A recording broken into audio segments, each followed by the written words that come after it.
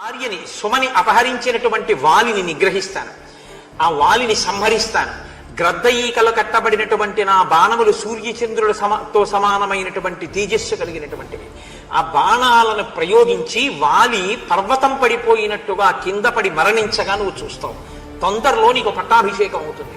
నీ భార్య రుమని నువ్వు పొందుతావు, కాబట్టి నువ్వు బెంగ పెట్టుకోవద్దు అని చాలా సంతోషించాడు. ఇంకింతకన్నా ఆనందం ఏముంటుంది సుగ్రీవుడికి? వీళ్ళిద్దరూ అగ్నిసాక్షిగా స్నేహం చేసుకుని రామచంద్రమూర్తి ప్రతిజ్ఞ చెయ్యగానే ముగ్గురికి ఎడంకన్న ఎదిరిందిట. సీతాదేవికి లంకాపట్టణంలో ఎడంకన్న ఎదిరిందిట, అంటే ఆవిడికి శుభం. వాలికి పచ్చటి బంగారు కన్ను ఎదిరిందిట, అంటే వాలికి మరణం వస్తోంది, రామచంద్రమూర్తి చంపేస్తారు. పురుషుడికి ఎడంకన్న ఎదరడం అశుభం, ఆడదానికి ఎడంకన్న ఎదరడం శుభం. ఇది సీతమ్మకి ఎడంకన్న ఎదిరింది శుభం, వాలికి ఎడంకన్న ఎదిరింది మరణం. అగ్నిహోత్రం లాంటి కన్ను ఎడంకన్న ఎదిరిందిట రావణుడికి, కాబట్టి రావణునికి మరణం. సుగ్రీవుడు అన్నాడు, ఒకానొకనాడు వేదం కనపడకుండా రాక్షసులు అపహరిస్తే శ్రీ మహావిష్ణువు మళ్ళీ ఆ వేదాన్ని ఎలా తీసుకొచ్చారో అలా నీ భార్యని తీసుకొచ్చి నీకు అప్పగించే పూచి నాది. నేను ఎక్కడ ఉన్నా సీతమ్మ యొక్క జాడ కనిపెడతాను. ఆవిడ్ని పాతాళలోకంలో దాచిన, స్వర్గలోకంలో దాచిన వానర సైన్యాన్ని పంపించి సీతమ్మ జాడ కనిపెట్టి తెచ్చి నీకు చెప్పేటటువంటి పూచి నాది అని చెప్పి సుగ్రీవుడు అన్నాడు, ఒకానొకప్పుడు నేను ఈ పర్వత శిఖరం మీద 4 వానరులతో కలిసి కూర్చునున్నాను. ఒళ్ళో సీతమ్మ తల్లిని కూర్చోపెట్టుకుని రావణాసురుడు దక్షిణ దిక్కుగా వెళ్ళిపోతుంటే ఆ తల్లి హారామా హా లక్ష్మణ అని అరుస్తూ వెళ్ళిపోయింది. వెళ్ళిపోతున్నప్పుడు ఆవిడ కింద ఉన్నటువంటి మమ్మల్ని చూసింది. చూసి తన ఉత్తరీయాన్ని చింపి తన నగలు కొన్ని మూట కట్టి మా 5గురి మధ్యలో పడేసింది. ఆ నగలు మూట నేను తీసి దాచాను. ఆ ఆభరణములు శుభప్రదమైనవి మూటలో ఉన్నాయి అన్నారు. అనేటప్పటికీ రామచంద్రమూర్తి అన్నారు, అయితే ఓ స్నేహితుడా, ఓ సుహృత్, ఇంకా ఆలస్యం ఎందుకు, తొందరగా మూట తెప్పించి చూస్తానన్నారు. తీసుకొచ్చి అక్కడ పెట్టారు. ఆ మూట విప్పారు. లక్ష్మణ, ఈ ఉత్తరీయం మీ వదినది. మూట చూడగానే చెప్పారు, చీరలో అంతర్భాగం కాబట్టి ఇందులో ఉన్న నగలు కూడా మీ వదినవే అయ్యి ఉంటాయి. కానీ మీ వదినని స్మరించినటువంటి కారణం చేత, మీ వదిన నగలు చూస్తున్నానన్న భావన కలగడం చేత, అయ్యో ఎంత కష్టంలో తను కట్టుకున్న పట్టుపుట్టాన్ని చింపి నగలు తీసి మూట కట్టి ఎంత ఏడుస్తూ కింద పడేసిందో, పరపురుష స్పర్శ చేత ఖేదం పొంది అరిచినటువంటి నా భార్య సీతమ్మ అని బెంగ పెట్టుకుని గుండెల మీద ఆభరణములు పెట్టుకుని ఏడ్చిన కారణం చేత కన్నులు నీటితో నిండడం వల్ల ఆ కన్నులు సరిగ్గా కనపడక, లక్ష్మణ నాకు కనపట్టలేదు, ఇవి మీ వదిన నగలేనా, గుర్తుపట్టు అని ఆ మూట ఇచ్చారు. లక్ష్మణస్వామి అవి ఒక్కొక్కటి ఆ మూట విప్పి గబగబా అందులోంచి నగలు తీశారు. ఇలా తీసేటప్పటికి కేయూరములు వచ్చాయి. అన్నయ్య నాకు తెలియదు, ఇవి కేయూరములు, ఇవి వదిన పెట్టుకుందో లేదో నాకు తెలియదు. తర్వాత ఇలా తీశారు, కుండలములు వచ్చాయి. కుండలములు అంటే చెవులకు పెట్టుకునేవి. నాహంజానామి కుండలి, అన్నయ్య ఇవి వదిన చెవులకు పెట్టుకుందో లేదో నాకు తెలియదు. ఇప్పుడు నూపురములు వచ్చాయి, అంటే ఆడవాళ్ళు పాదములకు పెట్టుకునేటటువంటి మంజీరములు. ఆ నూపురత్యభిజానామి, అన్నయ్య నాకు ఈ నూపురములు తెలుసు. ఎందుకో తెలుసా, ప్రతిరోజు వదిన పాదములకు నమస్కరించేటప్పుడు నేను ఈ మంజీరములు చూశాను, ఇవి వదినవే. ఇది లక్ష్మణ భక్తికి పరాకాష్ఠ ఈ శ్లోకంగా చెప్తారు. తరువాత ఆ రామచంద్రమూర్తి శోకిస్తుంటే ఆ ఆభరణములను చూసి సుగ్రీవుడు అంటాడు, నువ్వు శోకాన్ని విడిచిపెట్టి ఓ శత్రు సంహారకుడైన రామ, మనం త్వరలో సీతమ్మ తల్లి యొక్క జాడ కనిపెడదాం. కనిపెట్టి ఆ సీతమ్మ తల్లిని తొందరలోనే నీతో కలిసి ఉండేటట్టుగా మనం తప్పకుండా ప్రయత్నం చేద్దాం. నేను వానరుణ్ణి, నా భార్యని నా అన్నగారు వాలి అపహరించాడు. నా కంటి ముందే నా భార్యని తన భార్యగా అనుభవిస్తున్నాడు. అటువంటి శోకం ఉన్నటువంటి నేను అంత శోకించట్లేదు. నీవు వశిష్ఠ విశ్వామిత్రాది మహర్షుల చేత గొప్పగా సంస్కరింపబడినటువంటి బుద్ధి కలిగినటువంటి వాడివి. విషంతో కూడినటువంటి ఆహారాన్ని ఎవ్వడూ ఎలా తినడో ఇంద్రుడంతటి వాడు కూడా సీతమ్మని తాకలేడు. అంతటి మహాపతివ్రత ఆ తల్లి. అటువంటి భార్యని పొంది ఉండి నువ్వెందుకు ఇంత శోకిస్తున్నావు? ఇంత శోకించచ్చా? వానరుణ్ణి నేనే శోకించట్లేదే, కాబట్టి నువ్వు ఊరడిద్దు. సీతమ్మ జాడ కనిపెట్టడానికి వానరుల్ని పంపిస్తానని సుగ్రీవుడిచ్చిన మాటకి రామచంద్రమూర్తి సంతోషంగా ఉన్నారు. రామచంద్రమూర్తి వాలివధ చేసి మళ్ళీ తనకి రుమణి రాజ్యాన్ని ఇస్తానన్నాడని సుగ్రీవుడు సంతోషంగా ఉన్నాడు. రామచంద్రమూర్తికి సుగ్రీవుడికి స్నేహం కలిసిందని లక్ష్మణమూర్తి సంతోషంగా ఉన్నారు. అనవసరంగా భయపడి పారిపోతున్న వాడిని మంచి మాట చెప్పి మంత్రినైనందుకు వీళ్ళిద్దరినీ కలపగలిగారని హనుమ సంతోషంగా ఉన్నారు. ఆ వాలి నా అన్నగారు నన్ను రాజ్యంలోంచి తరివేశాడు, తరివేస్తే ఇదిగో ఇలా ఈ కొండ మీదకి వచ్చి పడి ఏడుస్తున్నాను అంటే రాముడు అన్నాడు, అసలు ఏం జరిగింది నాకు చెప్పవయ్యా, చెబితే తప్ప నాకు తెలియదు కదా, ఎందుకు నువ్వు ఈ కొండ మీద బ్రతకవలసినటువంటి అవసరం ఏర్పడింది, దాన్ని నాకు చెప్పవలసింది అన్నాడు. అంటే ఆయన అన్నాడు, తప్పకుండా చెప్తాను రామా విను. ఒకానొకప్పుడు మా తండ్రి అయినటువంటి వృక్షరజస్సు ఈ వానర రాజ్యాన్నంతటినీ పరిపాలిస్తూ ఉండేవాడు. ఆ వృక్షరజస్సుకి ఇంద్రుని యొక్క అనుగ్రహం చేత ఔరసపుత్రుడిగా వాలి పెద్ద కుమారుడిగా జన్మించాడు. సూర్యుడి యొక్క అనుగ్రహం చేత ఔరసపుత్రుడిగా సుగ్రీవుడనైనటువంటి నేను జన్మించాను. పెద్ద కుమారుడైనటువంటి వాలి తండ్రి యొక్క ప్రీతిని పొందాడు. నేను కూడా చాలా కాలం వాలిని ప్రీతితో అనుగమించాను. ఒకనాడు తండ్రి గారైనటువంటి వృక్షరజస్సు శరీరాన్ని విడిచిపెట్టేశారు. పెద్ద కుమారుడు కనుక వాలిని సింహాసనం మీద కూర్చోపెట్టి పట్టాభిషేకం చేశారు. నేను చాలా జాగ్రత్తగా వాలిని అనుగమించి ఉంటూ సర్వకాలముల యందు వాలికి నమస్కారం చేస్తూ చాలా జాగ్రత్తతో భయభక్తులతో వినయ విధేయతలతో తండ్రి పట్ల ఎలా ఉంటానో అన్నగారు కనుక వాలి పట్ల అలా ఉండేవాడిని. కానీ ఇక్కడే వాలి యొక్క శీలం బయటికి వస్తుంది. దుందుభి అనబడేటటువంటి ఒక రాక్షసుడు, వాడి అన్న ఒకడు ఉన్నాడు, వాడి పేరు మయుడు. ఆ మయుడికి ఒక కుమారుడు ఉన్నాడు, వాడి పేరు మాయావి. ఆ మాయావికి వాలికి ఒక స్త్రీ సంబంధంగా వైరం వచ్చింది. ఈయన శీలం ఎంత గొప్పదో మీరు ఆలోచించండి. స్త్రీ సంబంధమైనటువంటి వైరం వచ్చినటువంటి కారణం చేత ఒక రోజు రాత్రి వాడు కిష్కింధా ద్వారం దగ్గరికి వచ్చాడు. వచ్చి పెద్ద అల్లరి చేశాడు, కేకలు వేశాడు. కేకలు వేసి సుగ్రీవా బయటికి రా, యుద్ధం చేద్దాం మన ఇద్దరం అన్నాడు. నిన్ను ఇక్కడితో నీ పీచ మణిచేస్తానన్నాడు. తన భార్యలతో సంతోషంగా కాలం గడుపుతున్నటువంటి వాలి గబగబా బయటికి వచ్చాడు. పిలిచింది వాలిని పిలిచాడు, వాలి బయటికి రా అని. వాలి గబగబా బయటికి వచ్చాడు. బయటికి వస్తే తమ్ముడైనటువంటి సుగ్రీవుడు కాలములయందు వాలి పక్కన నమస్కరిస్తూ ఉండేవాడు. వాలి ఎప్పుడైతే రాత్రివేళ నిద్రపోతున్నవాడు భార్యల దగ్గర నుంచి లేచి బయటికి వచ్చాడో తమ్ముడను కనుక నేను కూడా గబగబా బయటికి వచ్చాను. వచ్చిన తరువాత మమ్మల్ని ఇద్దరినీ చూశాడు ఆ వచ్చినటువంటి మాయావి. చూసి వాడు భయపడి పరుగు లంఘించుకున్నాడు. పరుగు లంఘించి పరిగెడుతున్నాడు. కానీ శత్రువుని విడిచిపెట్టనని వాలి వాడి వెనక పరిగెత్తాడు.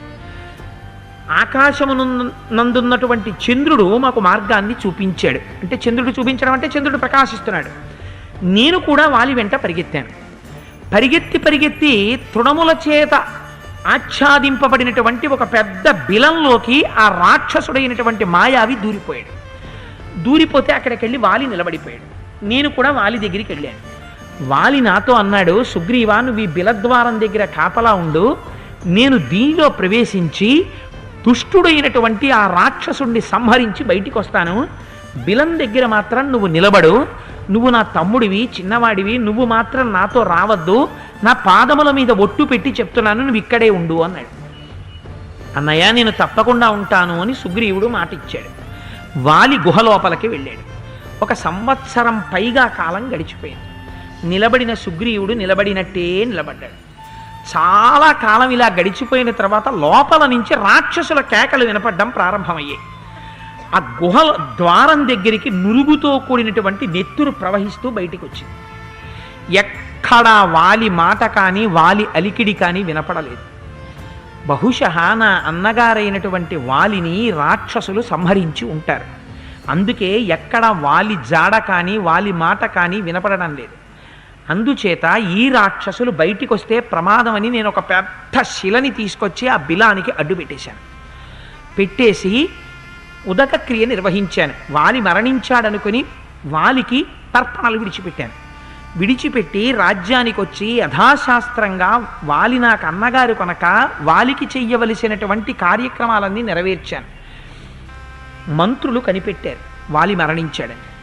నన్ను గుచ్చి ప్రశ్నించి నేను ఎవ్వరికంటా పడకుండా ఎవరికీ తెలియకుండా నిర్వహించిన మంత్రులు కనిపెట్టి రాజు లేకుండా రాజ్యం ఉండకూడదని నన్ను బలవంతంగా సింహాసనం మీద కూర్చోపెట్టి పట్టాభిషేకం చేశారు.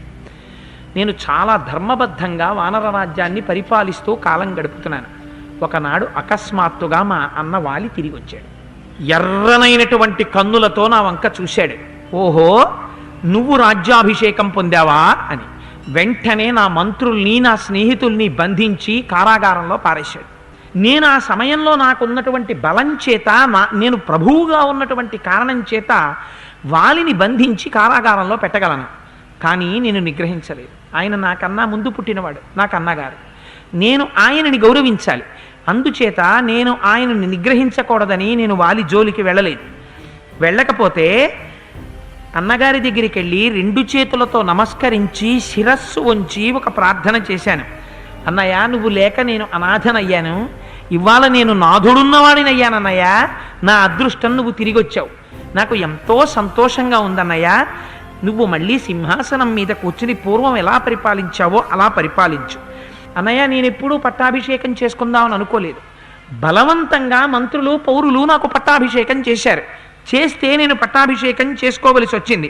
చెప్తే వాళ్ళన్నాడు, చెయ్యి చెయ్యి అన్నాడు నన్ను. అని పరమదుష్టుడా, నేను లేని సమయం చూసి నువ్వు పట్టాభిషేకం చేసుకున్నావు, నువ్వు పరమ దుర్మార్గుడివి అన్నాడు. అని కట్టు బట్టలతో 2వ బట్ట కూడా నన్ను తీసుకోనివ్వకుండా ఉన్న బట్టతో ఉన్నట్టుగా నన్ను రాజ్యం నుంచి బయటికి తరిమేశాడు. తరిమేస్తే నేను బయటికి భయపడుతూ పారిపోయి వచ్చాను. వచ్చిన తరువాత నన్ను అలా వదిలిపెట్టకుండా ఈ భూమండలం అంతా తరిమాడు చంపుతానని. ఈ భూమండలం అంతా మహాసముద్రాలతో సహా పరిగెత్తాను. వెంట తరుగుతూనే ఉన్నాడు. చిట్ట చివరికి ఈ కొండ మీదకి వాలి రాలేడు. ఎందుకు రాలేడో కూడా నీకు చెప్తాను. ఇతర కారణం ఉంది. అందుచేత ఈ కొండ మీద ఎక్కి కూర్చున్నాను. నాకు అత్యంత ప్రియమైన భార్య అయిన రుమని నేను బ్రతికుండగా తన భార్యగా అనుభవిస్తున్నాడు. ఈ మాటలు విన్నట్ట రాముడు విని అన్నాడు, ఇప్పుడే గ్రద్దల యొక్క ఈకలు కట్టినటువంటి వంపులు లేనటువంటి బంగారు పొన్నులు కలిగినటువంటి బంగారు బాణములు నా అమ్ముల పొదిలో ఉన్నాయి. దుర్వృత్తుడై నడువడి తెలియక పాపాత్ముడైనటువంటి వాలి ఎంత కాలము నా కంటికి కనపడడో అంతకాలమే బ్రతికుంటాడు. చంపుతాను అని రామచంద్రమూర్తి ప్రతిజ్ఞ చేశారు. ఎక్కడున్నాడు వాలి అని అడిగారు. ఇంకొక విషయం చెప్పాలి రామా. సూర్యోదయానికి ముందర నిద్రలేస్తాడు వాలి. నిద్రలేచి తన కిష్కింధలో తన అంతఃపురం నుంచి ఒక్క దూకుతాడు. తూర్పు తీరం దగ్గర దిగుతాడు. తూర్పు సముద్రం దగ్గర దిగుతాడు. దిగి అక్కడ సంధ్యావందనం చేయడం మొదలు పెడతాడు. అక్కడ అర్ఘ్యం ఇస్తాడు. అక్కడి నుంచి ఎగిరి పశ్చిమ సముద్రం నుంచి తూర్పు సముద్రం దగ్గర దూకుతాడు ఒకే దూకులో. అంటే సూర్యోదయానికి ముందు లేచిన వాడు మళ్ళీ సూర్యోదయం అయ్యే లోపల 4 సముద్రాల దగ్గరికి ఒక్కొక్క గంతులో వెళ్ళి సంధ్యావందనం పూర్తి చేయగలడు. అంత శక్తి ఉన్నవాడు. దానితో పాటు ఇంకొక విషయం చెప్పనా రామా. పర్వతం వంక చూడు అన్నాడు. చూసావా ఈ పర్వతాలు ఎంతెంత ఉన్నాయి, శిఖరాలు ఎంత పెద్ద పెద్ద శిఖరాలు చూసావా. పొద్దున్నే వెళ్ళిపోతాడు ఇంటికి సంధ్యావందనం అయిపోయిన తర్వాత. భార్యను అడిగి ఓ చెంబుడో బిందెడో గ్లాసుడో పాలు తాగుతాడు. తాగి మళ్ళీ వస్తాడు అరణ్యానికి. వచ్చి ఈ పర్వతాలు ఎక్కుతాడు. ఎక్కి ఈ పర్వత శిఖరాల్ని ఊపి విరగ్గొట్టేస్తాడు. విరగ్గొట్టేసి ఈ చేత్తో ఓ శిఖరం ఈ చేత్తో ఓ శిఖరం పట్టుకుని గాలిలోకి ఎగరేసి బంతులు పట్టుకున్నట్టు పట్టుకుని ఆడుకుంటూ ఉంటాడు. విన్నావా రామా, ఇల్లారా అని ఇంకో చోటికి తీసుకెళ్లారు. తీసుకెళ్ళి ఇక్కడ ఇంకొక గమ్మత్తైనటువంటి విషయం జరిగింది. పూర్వకాలంలో దుందుభి అని రాక్షసుడు ఉండేవాడు. వాడికి ఒళ్ళు పొగరెక్కింది రామా. వాడికి బలం ఉంది. ఎందుచేత అంటే వాడు వరాలు పొందాడు. వాడికి ఒంట్లో బలం ఉంది కదా అని ఏం చేస్తాడు, ఆ బలాన్ని ఎవరినో ఒకటి కొట్టాలి. ఒంట్లో బలం ఉంది, అందుకని వాడికి ఏంటంటే రోజు వాడు ఉండాలి కొట్టడానికి. అందుకని అటువంటి వాడు ఒక రోజున సముద్రుడి దగ్గరికి వెళ్ళాడు. వెళ్ళి ఆ సముద్రాన్ని పిలిచాడు. రామయ్య, నువ్వు నాతో యుద్ధం చేద్దువు కానీ అన్నాడు. అంటే సముద్రుడు అన్నాడు, నీతో నాకు యుద్ధం ఎందుకయ్యా, నాకేం యుద్ధం చెయ్యాలని లేదు. అయినా నీ బలం ఎక్కడా నా బలం ఎక్కడా, నేను నీతో యుద్ధం చేయడం ఏమిటి, నేను చెయ్యలేను అన్నాడు. చెయ్యలేను అంటే వాడు వదిలిపెట్టాడు. వాడన్నాడు, చెయ్యలేనంటే నేను వదలను, నాతో యుద్ధం చెయ్యగలిగిన వాడిని నువ్వైతే చూపించు అన్నాడు. ఇదో విచిత్రం. ఆయన అన్నాడు, హిమవంతుడని ఉత్తర భారతదేశంలో ఒక పెద్ద పర్వతం ఉందయా, అది మంచు పర్వతం, పెద్ద పెద్ద శిఖరాలు ఉంటాయి. ఆయన కూతురు పార్వతీదేవి, ఆ పార్వతీదేవిని పరమశివుడికిచ్చి వివాహం చేశారు. శంకరుడికి ఆయన సాక్షాత్ మామగారు. ఆయన మీద పెద్ద పెద్ద సెలయేళ్లు ప్రవహిస్తుంటాయి, ఎన్నో గుహలు ఉంటాయి, పెద్ద పెద్ద ఋషులు తపస్సు చేస్తుంటారు. వీళ్ళ హిమవంతుడితో యుద్ధం చేయవయ్యా అన్నాడు. అంటే వీడు వెంటనే ఎగిరి అక్కడికి వెళ్ళాడు. వెళ్ళి మామూలుగా పిలిస్తేనే చేయని యుద్ధం అంటున్నారు, వీళ్ళని రెచ్చగొట్టేయాలనుకున్నాడు. అనుకుని ఆ పర్వతం ఎక్కాడు. ఎక్కి ఆ పర్వత శిఖరాలన్నింటినీ పీకేశాడు, బద్దలు కొట్టేసి చూర్ణం చేసి విసిరేస్తున్నాడు. విసిరేస్తుంటే హిమవంతుడు వచ్చాడు. అడిగితే హిమవంతుడు అన్నాడు, ఇదేమిటయ్యా, నీతో నాకు యుద్ధం ఎందుకయ్యా మధ్యలో, నాకేం యుద్ధం చెయ్యాలని లేదు అంటే వీడన్నాడు, నువ్వు యుద్ధం చేయకపోతే ఎలాగయ్యా, సముద్రుడు ఇలాగే అన్నాడు, నువ్వు ఇలాగే అన్నాడు, ఇలా యుద్ధం చేయనంటే నేను ఒప్పుకోను, యుద్ధం చేసేవాడి పేరోడు చెప్పన్నాడు. అంటే ఆయన ఆలోచించి అన్నాడు, నీ ఒంటి తీట తీర్చగలిగిన వాడు ఒక్కడున్నాడయ్యా, కిష్కింధ రాజ్యాన్ని ఏలేటటువంటి వాలి ఉన్నాడు, మంచి బలవంతుడు, అక్కడికి వెళ్ళు, వెడితే ఆయన నీతో యుద్ధం చేస్తాడు, ఆయనకి ఇలాంటి వాళ్ళే కావాలి, రోజు ఆయన లిస్టు వెతుక్కుంటున్నాడు పాపం, నువ్వు ఇవాళ నువ్వు దొరుకుతావు, మీ ఇద్దరు కొట్టుకోండి బాగుంటుంది, మా దగ్గరికి ఎందుకో అన్నాడు. అనగానే వీడు సంతోషంగా అక్కడికి పోయాడు. పోయి ఎక్కలతో భూమిని అంతటినీ లాగేస్తున్నాడు, ఆ కిష్కింధకుండ ద్వారాన్ని తోషవతల పారేస్తున్నాడు, తన ఒంటితో దాన్ని రుద్దేస్తున్నాడు పక్క నుంచి.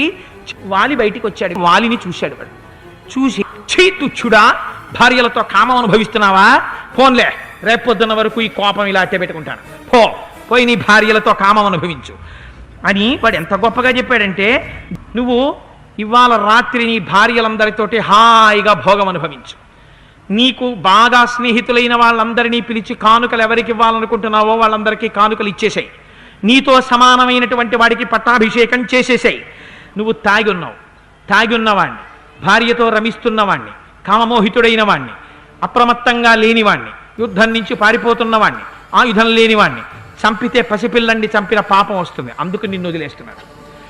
ఎలాగో అలా కోపం కడుపులో పెట్టుకుని ఇక్కడ కూర్చుంటాను, రేపొద్దునే రా చంపవతలు మారేస్తాను నిన్నాడు. వాడన్నాడు, ఆ వచ్చినవాడు తక్కువడేమిటి వాలి, వాడన్నాడు ఇవన్నీ విని, ఒరే నువ్వు నా గురించి ఏమంత బెంగ పెట్టుకోక్కర్లేదురా, నేను తాగి ఉన్నా కూడా అది వీరరసం తాగిన వాడితో సమానం రా యుద్ధానికి అన్నాడు. వెళ్ళిపోయి ఇద్దరు కొట్టుకుంటున్నారు. ఆ ఇంద్రుడిచ్చినటువంటి మాల మెళ్ళో వేసుకుని ఆ వచ్చినటువంటి దుందుబిని ఆ తలకాయ మీద ఒక్క గుద్దాడు వాలి, అంతే. ఓవర్ హెడ్ వాటర్ ట్యాంక్ బీటలు ఇచ్చేసినట్టు వీడి ముక్కుల్లోంచి, చెవుల్లోంచి, నోట్లోంచి నెత్తురుగారి కింద పడిపోయాడు. అంత మాత్రానికి వాడు అన్న అరుపులు అరిచాడు ఎందుకో. వెంటనే వాలి లేచాడు, మళ్ళీ వాళ్ళని పొడుస్తుంటే వాలి చూశాడు, పిడిగుద్దులతోటి, మోచేతులతో, కాళ్ళతో, పాదాలతో, వాడికి ఎంత సరదాయో అనుకోకుండా వచ్చిన ఆహారం. వాడు వీడిని చావగొట్టేశాడు, వీడు చచ్చిపోయాడు కింద పడి. చచ్చిపోగానే వీడు ఊరుకుంటాడా, వీడికి అసలే దొరికినటువంటి ఆహారం ఇది.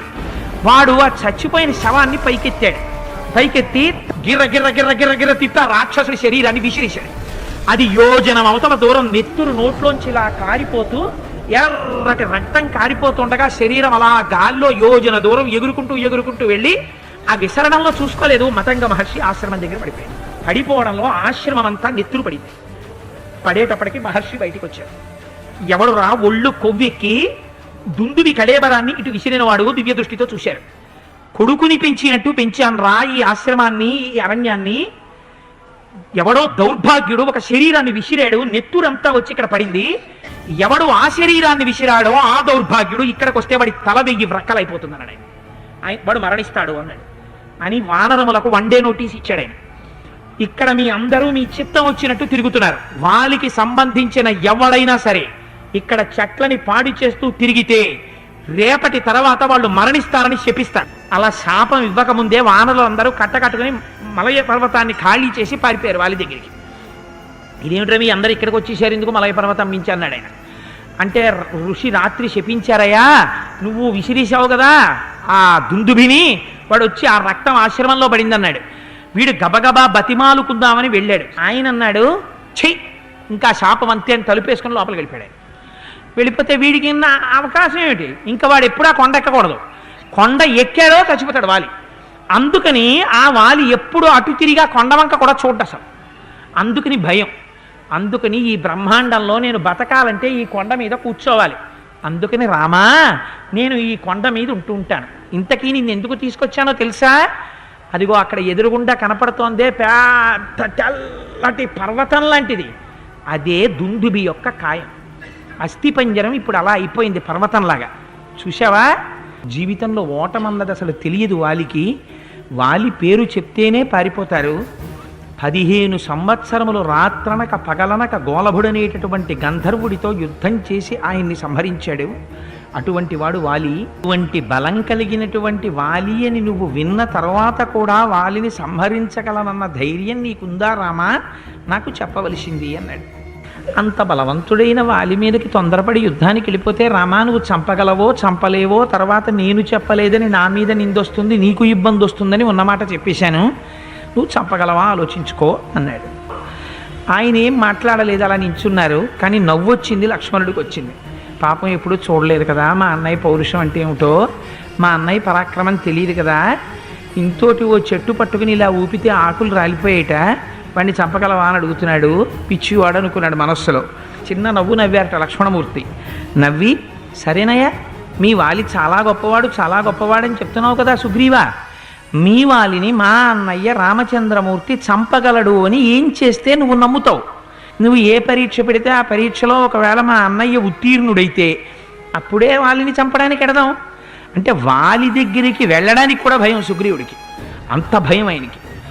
అంటే ఆయన అన్నాడు, సరేనయ్యా ఒక పని చేయండి, మా వాలి ఈ 7 చెట్లు కుదిపేయగలడు, రాముడు పోనీ అంత చెయ్యక్కర్లేదు, ఒక బాణం పెట్టి ఒక్క సాల వృక్షాన్ని కొడితే నేను నమ్ముతాను, పర్వాలేదు వాలి ముందు నిలబడగలడని. ఆనాడు మా అన్నగారైనటువంటి వాలి ఆ దుందుబి యొక్క కళేబరాన్ని పైకెత్తి గిరగిరా తిప్పి విసిరేస్తే యోజనం దూరంలో ఉన్న మహర్షి యొక్క ఆశ్రమానికి అవతల పడింది. రాముణ్ణి తన కాల్తో ఈ అస్థిపంజరాన్ని తన్నమనండి, 200 ధనస్సుల దూరం కానీ రాముడు తంతే నేను నమ్ముతాను వాలితో యుద్ధం చేయగలడని. అంటే రాముడు అన్నాడు, అయ్యో తప్పకుండా తంతానయ్యా, దానికే ఉంది, నీకు కావలసింది నీకు నమ్మకం కలగడం కదా, నీకు ఆశ్వాసమును కల్పించడానికి నువ్వు చెప్పిన పని తప్పకుండా చేస్తాను. తన కాలి యొక్క బొటన వేలితో ఆ అస్థిపంజరాన్ని తంతే అది వెళ్ళి ఆయన అడిగింది 200 ధనస్సులు, అంటే ఒక యోజనం దూరం కూడా తనమని ఆయన అడగలేదు. రాముడు అవలీలగా తన కాలి బొటనవేలితో పట్టి దాన్ని విసిరితే అది 10 యోజనాల దూరం వెళ్ళి పడింది. పడిన తర్వాత రాముడు సుగ్రీవుడు వంక చూశాడు, ఏం నమ్మకం కుదిరిందా అని. సుగ్రీవుడు కొంచెం ముఖం ఇలా పెట్టి కనుబొమ్మలు ముడిచి రాముడి వంక చూసి అన్నాడు, ఆనాడు మా వాలి దీన్ని విసినప్పుడు ఇది మంచి రక్తమాంసాలతో ఉంది, పచ్చిగా ఉంది, చాలా బరువుగా ఉంది, అప్పుడే చంపాడు. పైగా మా అన్నయ్య చాలాసేపు యుద్ధం చేసి ఉన్నాడు ఈ దుందుబితోటి, తాగి ఉన్నాడు, తన భార్యలతో రమిస్తూ బయటికి వచ్చాడు, అందుచేత అనేక రకములుగా బడలిపోయినటువంటి శరీరంతో ఉన్నాడు. ఇప్పుడు రాముడు చాలా ఉత్సాహంగా ఉన్నాడు, మద్యాన్ని సేవించి లేడు, ఒక్కడే ఉన్నాడు, తన పరీక్షకి నిలబడుతున్నాననేటటువంటి పూనికతో ఉన్నాడు. ఆనాడు మా అన్నయ్య విసిరింది పచ్చి శరీరం, అది 1 యోజన వచ్చింది. ఈనాడు రాముడు తన్నింది ఎండిపోయిన కళేబరం, దాన్ని 10 యోజనాలు తన్నడం పెద్ద గొప్పే ఉంది. అంచేత నాకు ఇంకా అంత పెద్ద నమ్మకం లేదు రాముడు కొట్టగలడు వాలినని. ఒక్క సాల వృక్షాన్ని కూడా కొట్టేయమను, కొట్టేస్తే నాకు కొంత నమ్మకం వస్తుంది, వాలి దగ్గరికి వెళ్ళడానికి అప్పుడు ప్రయత్నం చేద్దాం, తప్పకుండా వాలిని సంహరించడానికి మనం వెడదాం అన్నాడు. రాముడు ఒక్కసారి ఒక బంగారు బాణాన్ని ఒకదాన్ని చేత్తో పట్టుకుని మంచి వంకరలు లేనటువంటి పొన్ను కలిగినటువంటి బాణాన్ని తన యొక్క వెంటినారికి సంధించి గురి చూసి ఆ 7 సాల వృక్షముల దిక్కుగా విడిచిపెట్టేట. విడిచిపెట్టగానే ఎంతసేపు పట్టింది? ముహూర్త కాలం. కనురెప్ప ఇలా వేసి ఇలా పైకెత్తే లోపల ఆ బాణం 7 సాల వృక్షములను పడగొట్టేసింది.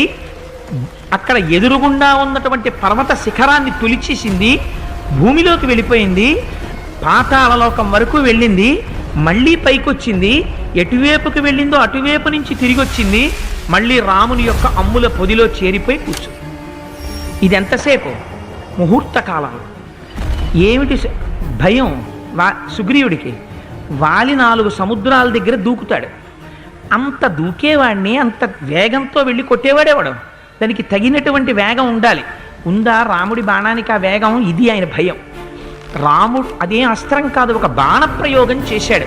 బాణానికి వేగం ఎక్కడి నుంచి వస్తుంది? బాణానికి స్వతసిద్ధ వేగం ఉండదు. ఎవరైతే బాణాన్ని విడిచిపెడుతున్నాడో ఆయనలో ఉండేటటువంటి పౌరుషం, ఆయనలో ఉండేటటువంటి వేగాన్ని బాణం పొందుతుంది, పొంది ఆ బాణం వేగంతో వెడుతుంది. అందుకని రాముని యొక్క గురి, రాముని యొక్క వేగం అటువంటివి. ముహూర్త కాలంలో ఇంత గొప్ప పని చేసి తిరిగొచ్చి ఆ బాణం అమ్ముల పొదిలో చేరిపోయింది. ఇది చూశాట సుగ్రీవుడు.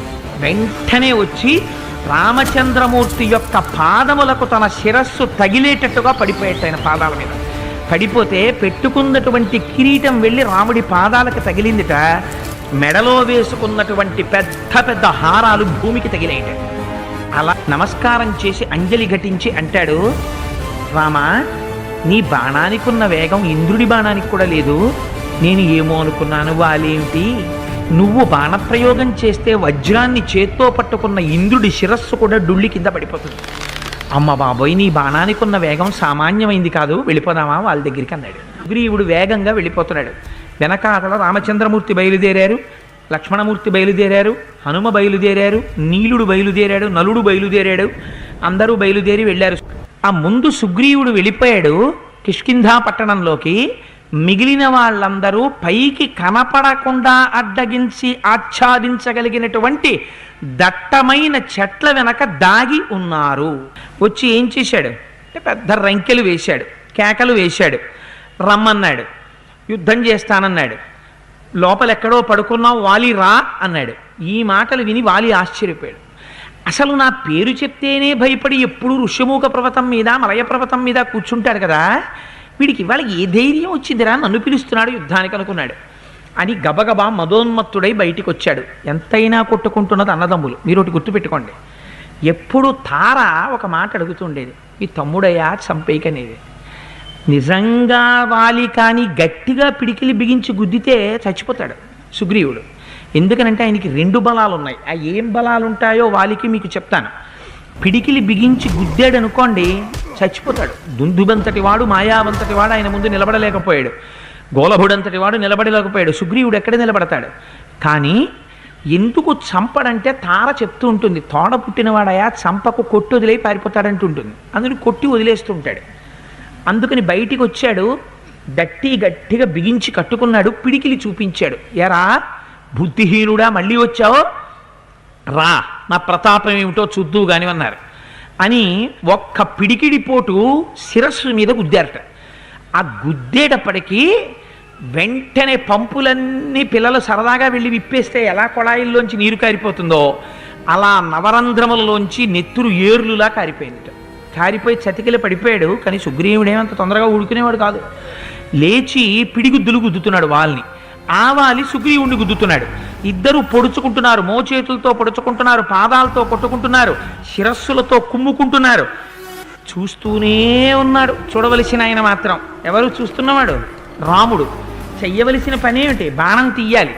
ఆయన తీయడం లేదు. ఇద్దరూ కొట్టుకుంటున్నారు. సరే కొట్టుకోండి అన్నాడు. కొట్టుకున్నారు. కొట్టుకున్న తర్వాత ఇంకా అటు ఇటు ఈ వేడేమిటి బాణం అని అటు ఇటు చూస్తే ఎక్కడా కనపడలేదు. కనపడకపోతే పాపం ఇంకా ఎలాగో నేను యుద్ధంలో నిలబడలేను అనుకున్నాడు. పరుగున ఋష్యమూక పర్వతం వైపుకు పారిపోయాడు. పారిపోయిన తర్వాత వీడు ఎలాగో పారిపోయాడని, చూశావా నిన్ను విరిచేశానని చెప్పి వాలి వెనక్కి తిరిగి అంతఃపురంలోకి వెళ్ళిపోయాడు. వెళ్ళిపోయిన తర్వాత వెళ్ళి ఆ ఋష్యమూక పర్వత శిఖరం మీద ఓ శిలెక్కి ఒంట్లోంచి నెత్తురంతా కారిపోతోంది. తలంచుకుని ఆయాసపడుతూ ఏడుస్తూ కూర్చున్నాడు. ఇంతలో లక్ష్మణుడితో కలిసి రాముడు వచ్చాడు. ఏమయ్యా, నేను నిన్నేమన్నా అడిగానా? వచ్చి రాముడిని, ఆ వాలిని చంపుతావా అని? నువ్వు వాలిని చంపుతానని ప్రతిజ్ఞ చేస్తే కదా నేను యుద్ధానికి వెళ్ళాను. నేను యుద్ధం చెయ్యనయ్యా, వాలిని నేను చంపనయ్యా అని ఒక మాట చెప్తే నేను ఎడతానా? అనవసరంగా వెర్రికేకలేస్తానా? వాలిని పిలుస్తానా?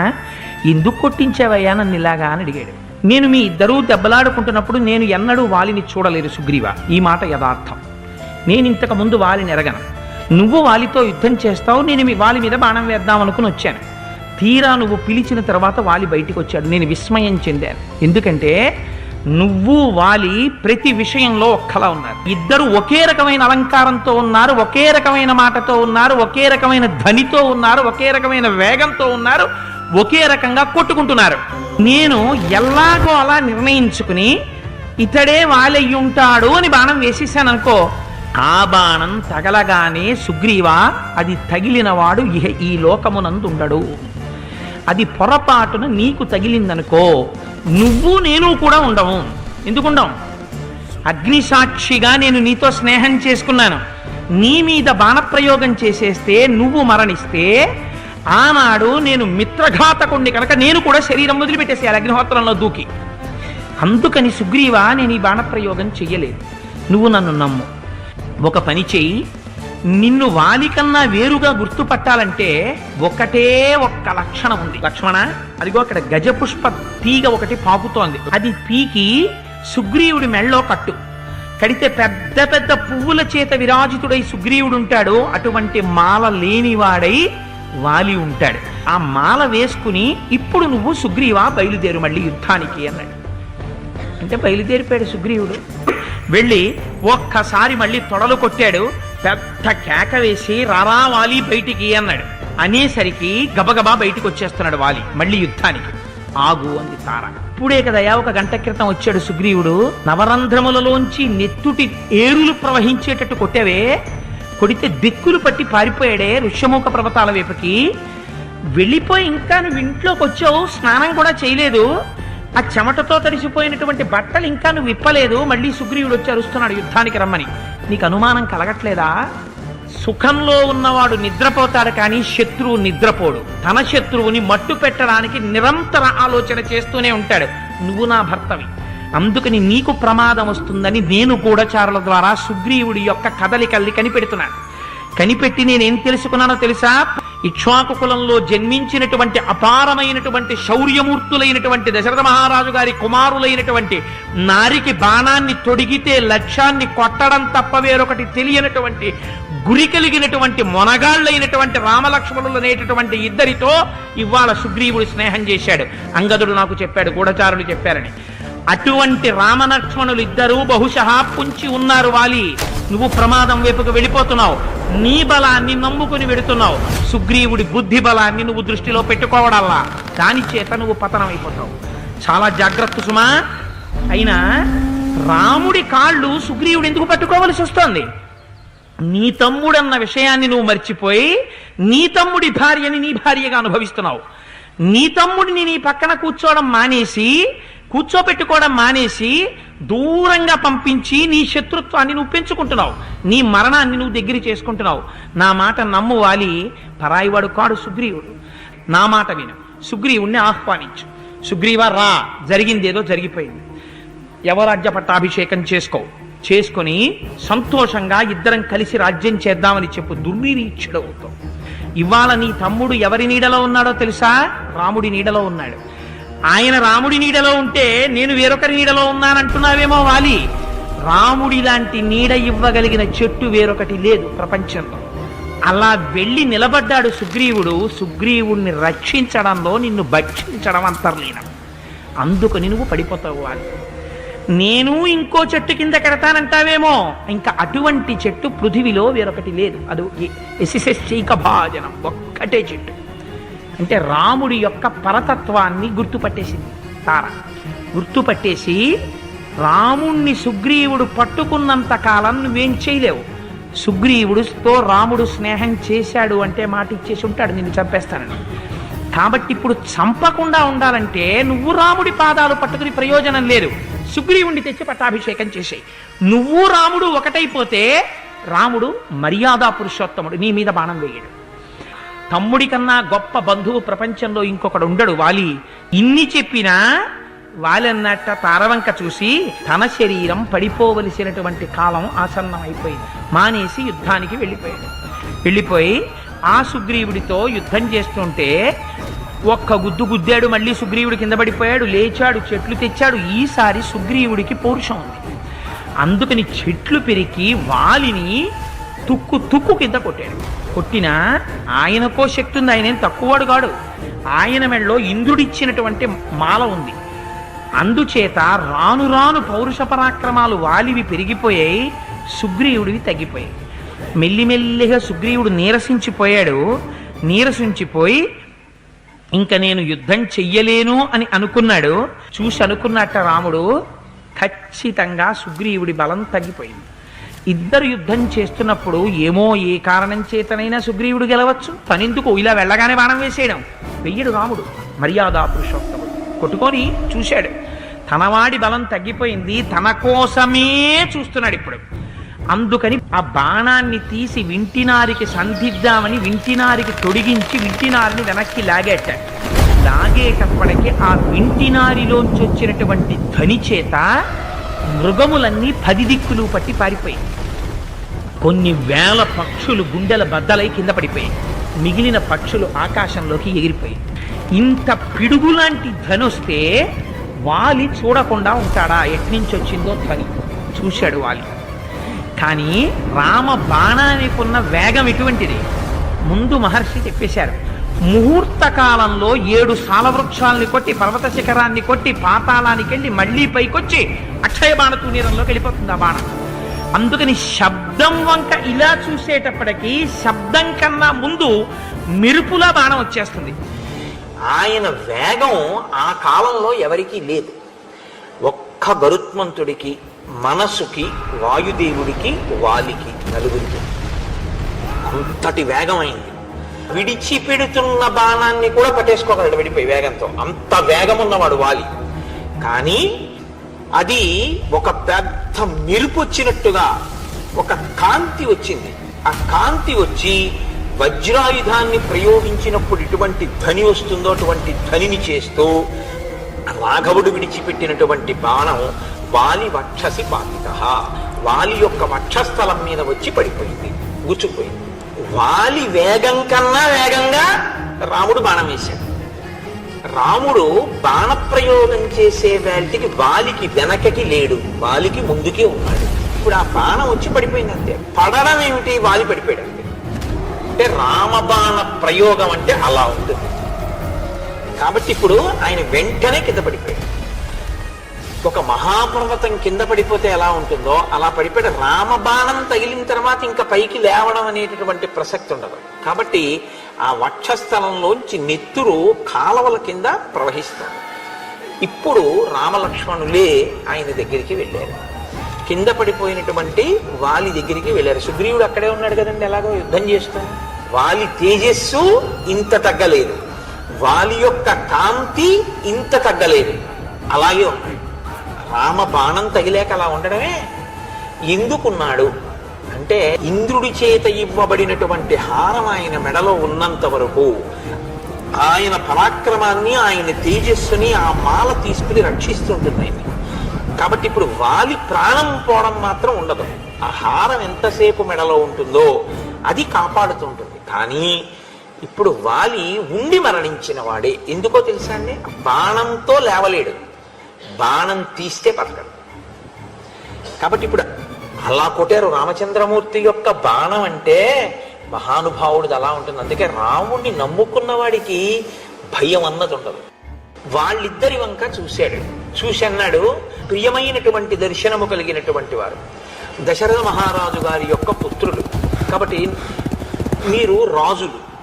నేను నీతో యుద్ధం చెయ్యట్లేదు, ఇంకొకరితో యుద్ధం చేస్తున్నాను.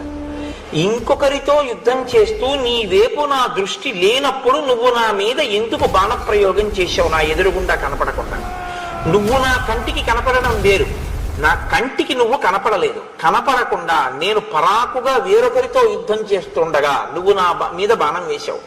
ఇప్పుడు నీ గుణములన్నీ నువ్వు చేసిన పని చేత కొట్టుకుపోలేదా?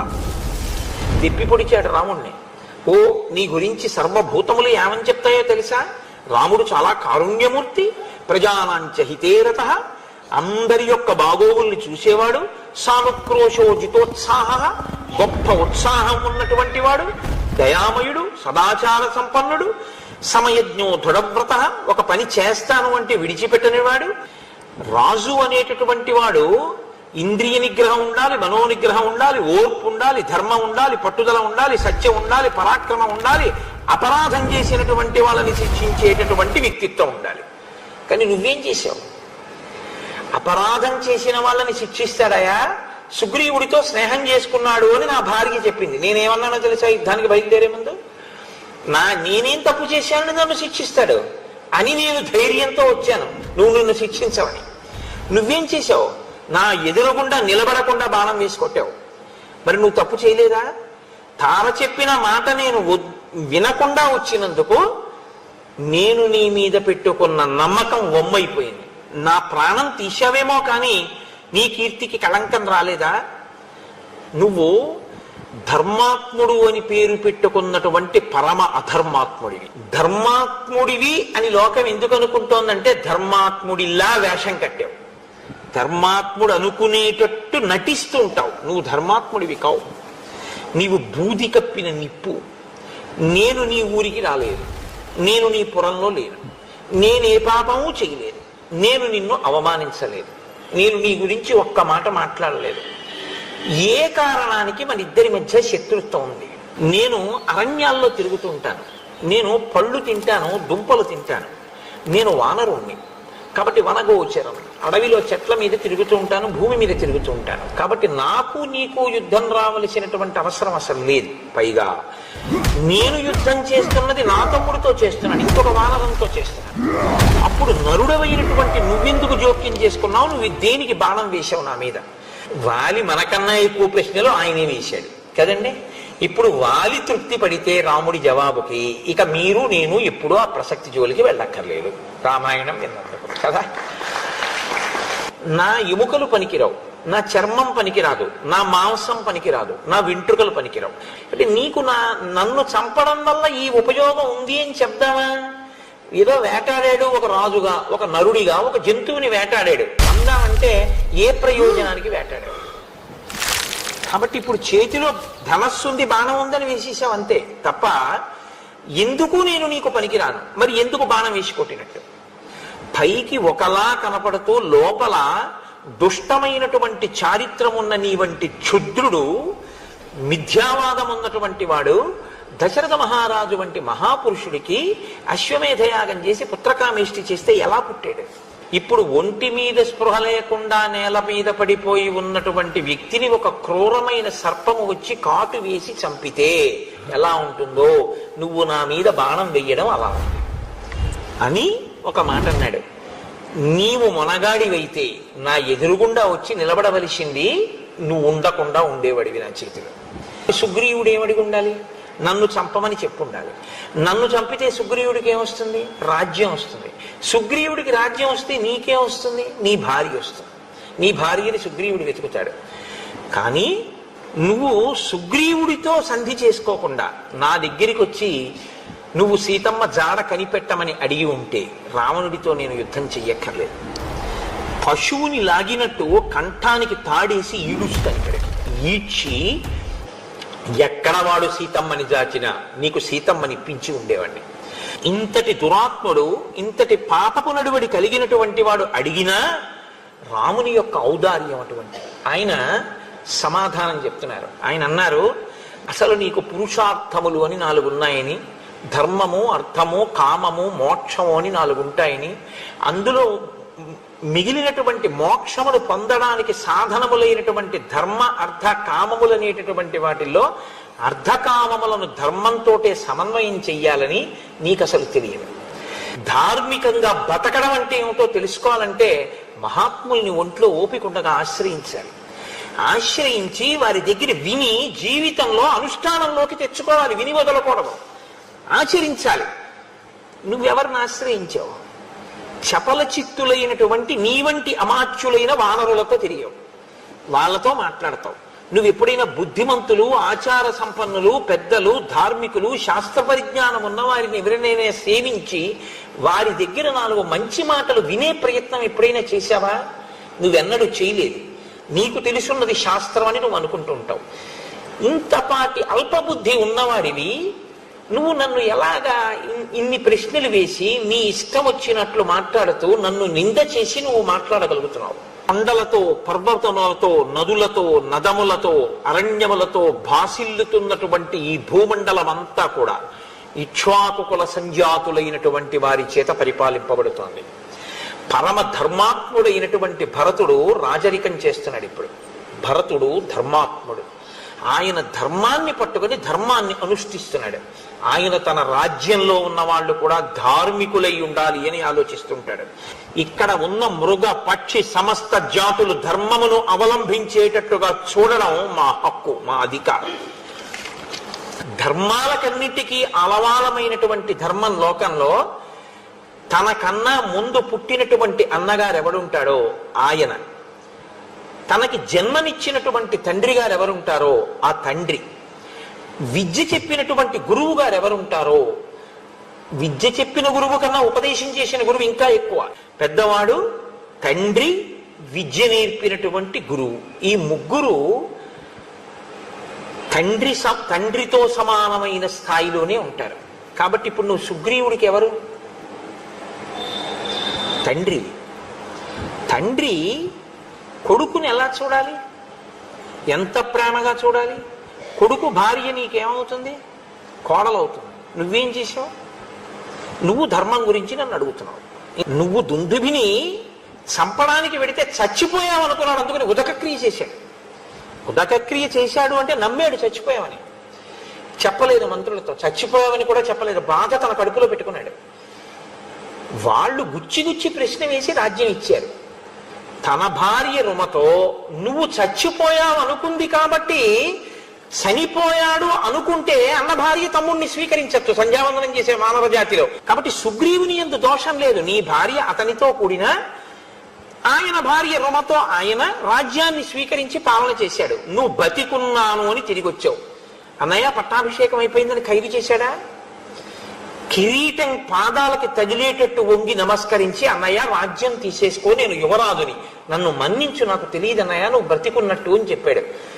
తండ్రిగా ఉండవలసిన నువ్వు జరిగిన పరిస్థితిని తెలుసుకుని నువ్వు పట్టాభిషేకం చేసుకుని నువ్వు తారతో, ఎందుకంటే నువ్వు బ్రతికొచ్చావు అని తెలిసిన తర్వాత తార మళ్ళీ నీ పక్కకు వచ్చేయచ్చు మీ జాతిలో, అది దోషం కాదు. నీవు సుగ్రీవుణ్ణి రాజ్యంలోంచి వెళ్ళగొట్టడం మొదటి తప్పు. పంపించి ఊరుకున్నావా? చంపేస్తానని వెంట పడితే భూమండలం అంతా తిరిగాడు. ఋష్యమూక పర్వతం మీద బతుకుతున్నాడు. బతికున్నాడు తమ్ముడిని తెలిసి, తమ్ముడు మరణిస్తే ఆమె కోరుకుంటే రుమని నువ్వు స్వీకరించవచ్చు. తమ్ముడు బతికున్నాడు, నాకు భయపడి ఋష్యమూక పర్వతం మీద ఉన్నాడని తెలిసి బలవంతంగా రుమని కామంతో నువ్వు అనుభవిస్తున్నావు ప్రతిరోజు. సృష అంటే ఇప్పుడు ఆమె నీకు కోడలు. తన కూతురు ఎంతో, కోడలు అంతకన్నా ఎక్కువ స్థానం తెలుసా అండి శాస్త్రంలో? ఇప్పుడు చెప్పు, ఎవరిది ధర్మం? నువ్వు ధర్మాత్ముడివా? నీకు పాపం లేదా? ఇప్పుడు ఇక్ష్వాకు వంశీకులదైన ఈ రాజ్యంలో ధర్మం తప్పి ఇలా తిరుగుతున్న వాడిని దండించే అధికారం నాకుందా లేదా? రాజు దండన విధించాలి. ధర్మం తప్పిపోయినవాడు పరిపాలన చేస్తే ఇదే రేపు అందరూ ధర్మంగా స్వీకరిస్తారు. కాబట్టి నువ్వు దండార్హుడవు. సుగ్రీవుడితో స్నేహం చేశావు, సుగ్రీవుడితో స్నేహం చేశావు అంటున్నావు. సుగ్రీవుడితో నా స్నేహం, లక్ష్మణుడితో స్నేహం ఎటువంటిదో అటువంటిది. లక్ష్మణుడు ధర్మాత్ముడు, అందుకని నా వెంట ఉంటాడు. సుగ్రీవుడు ధర్మాత్ముడు, నా వెంట ఉండడానికి అంగీకరించాను. ఇప్పుడు సుగ్రీవుడు నా తమ్ముడి స్థానం పొందాడు. నీ తమ్ముడైనా నువ్వు సుగ్రీవుణ్ణి తమ్ముడి స్థానంలో ఉంచుకుని నేను ఇచ్చిన మర్యాదను ఇవ్వలేకపోయావు. కాబట్టి అన్నగా చచ్చిపోయావు అంతే. నేను ప్రతిజ్ఞ చేశాను, ఆయన రాజ్యాన్ని ఆయన భార్యని ఆయనకి ఇప్పిస్తాను అని నేను ప్రతిజ్ఞ చేశాను. కాబట్టి ఇప్పుడు నువ్వు మరణిస్తే సుగ్రీవుడి భార్య సుగ్రీవుడికి దక్కుతుంది, ధార్మికం అవుతుంది. నేను నిన్ను చంపడం నువ్వు తెచ్చుకున్నటువంటి పరిస్థితి తప్ప నేను నిన్ను వెతికి చంపవలసిన అవసరం నాకు లేదు. ధర్మాన్ని నిలబెట్టడానికి నిన్ను చంపడం వినా మార్గం లేని స్థితిని నువ్వు కల్పించుకున్నావు. అయితే ఎన్ని కోట్ల జన్మలు నువ్వు ఈ పాప ఫలితాన్ని అనుభవించి ఉండేవాడివో. నేను తీసేశాను నా పాపాన్ని రాజదండంతో. నా బాణం వల్ల నీకు ఆ పాపం పోయింది. కాబట్టి ఇప్పుడు నువ్వు స్వర్గానికి వెడుతున్నావు. ఎలా వెడుతున్నావో తెలుసా? పరమ సాధు పురుషుడు, పరమ భక్తి తత్పరుడు ఎలా వెడతాడో అలా వెడతావు. నువ్వేమన్నావు? నువ్వు పరాన్ముఖుడిగా ఉండగా ఎవరితోనో యుద్ధం చేస్తున్నప్పుడు నేను చాటు నుంచి నీ మీద బాణం వేశాను, అది తప్పని నువ్వు అన్నావు. ఇప్పుడు నేను నీకు ఆ ధర్మం చెప్తాను విను. మనుష్యులు వేరు, జంతువులు వేరు. మనుష్యుడు మనుష్యుడితో యుద్ధం చేసేటప్పుడు ఉండే ధర్మం వేరు, మనుష్యుడు జంతువుని వేటాడేటప్పుడు ఉండే ధర్మం వేరు. జంతువుతో చేసేది యుద్ధం అనరు, వేట అంటారు. మనిషి ఆయుధం కింద పడిపోతే చంపరు, మనిషి నిద్రపోతుంటే చంపరు, మనిషి పరాకుగా ఉంటే చంపరు, మనిషి అన్నం తింటూ ఉంటే చంపరు, మనిషి భార్యతో కలిసి సుఖభోగంలో ఉంటే చంపరు.